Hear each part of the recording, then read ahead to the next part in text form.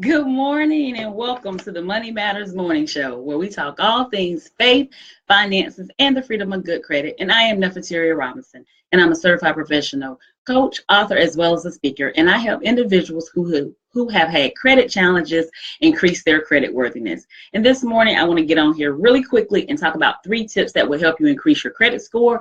Please tag and share. I truly appreciate it. If you're not already following me on all things social media, I am at Facebook, Periscope, as well as Instagram at Nefateria Robinson. You can also find my videos on YouTube as well. And I'm on Twitter at ACT with Nef. So I'm going to go ahead and jump right on in. Good morning, Lisa. How are you? Jump right on in with these 3 tips to help increase your credit score. So tip number 1 is to automate. I want you to automate your bill paying process. So you can do that by setting up online bill pay with your local bank. You can contact the creditors or who you pay your bills to and find out if they have a system where they can automatically draft the payment out of your accounts or automatically charge the payment to a credit card or something of that nature.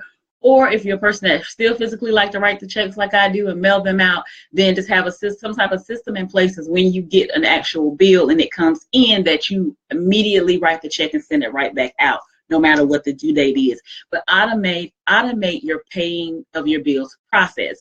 35% of your credit score comes from how are you paying your bills and if you're paying your bills on time. So it's very important that you put a system in place to guarantee that you're not getting late payments, just because you don't have a check or you didn't have a stamp or you forgot. So set up some type of system, whether it's setting calendar reminders on your phone, whether it's automating it through the bill collector themselves or automating it through your bank, through online bill pays or things of that nature. Make sure that you automate. Tip number 2. Well, let me write that in. Give me a second, guys. Tip number 1 is automate.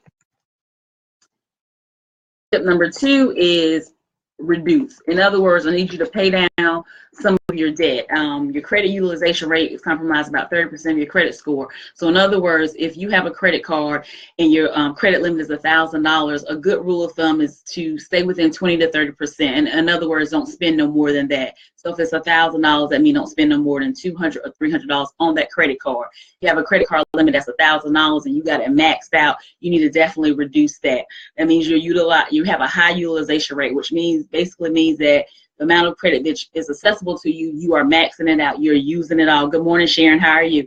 You're using it all. Make sure y'all tag and share. I truly appreciate that. So reduce the amount of debt that you owe. Good morning, Tiffany. How are you? Reduce the amount of debt that you owe. Start paying some of those bills down. I do have a 21-day debt elimination challenge that I do. If you're interested in that, you can go to bit.ly/21-day DEI to get started with that challenge. It's absolutely free, and I help you get you on the path of eliminating debt in as little as 21 days.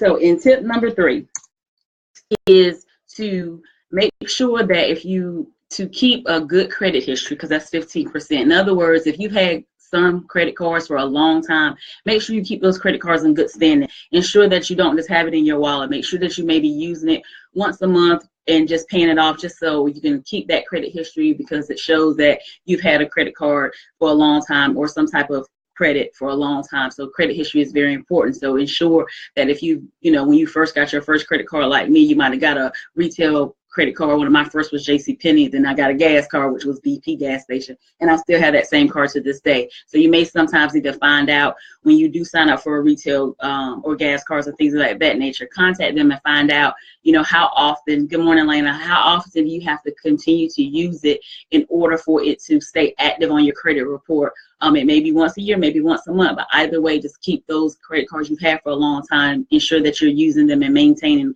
that good standing with those creditors.